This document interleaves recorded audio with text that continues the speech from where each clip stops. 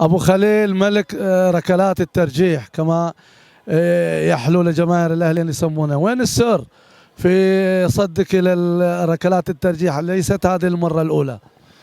السر هذا شيء خاص فيني، ما اقدر اقوله. ليش؟ ما يصير بعد. انت عندك اشياء اعلاميه يصير تقولها لنا، ما يصير تقولها لنا. نفرص فيها. في اشياء ما يصير تقولها انت تطلعها له. وش اللي يخليك انك تصدهم؟ ما يستاهل الجمهور؟ نعم. الجمهور يستاهل ولا ما يستاهل؟ يستاهل الجمهور. اللعم خيبناهم. لا انت ما خيبتهم. لا انا ويا الفريق، انا مو بروحي انا العب 11 لاعب. في النهايه هي خيبه. وياهم كنت في الفريق. انت اليوم تألقت في المباراة صراحة، بس وين اصعب المباراة صارت؟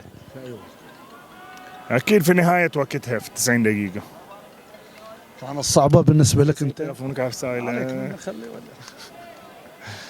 كانت نهاية الوقت في اخر دقائق، يعني اخر 5 دقائق عقب ما جاء الجول هني شوي صعبت المباراة، فانا كنت ابيها تروح للاشواط الاضافية ان عشان الفريقين يهدؤون.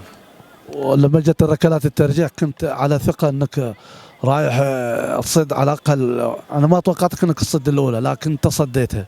الحمد لله، توفيق من الله، دعاوي الوالدة والوالد في البيت وزوجتي هني واولادي هني. هذا السر اللي الحين كشفناه عنك انه وانا في صدق. الحمد لله، الحمد لله. بالعافية بالتوفيق.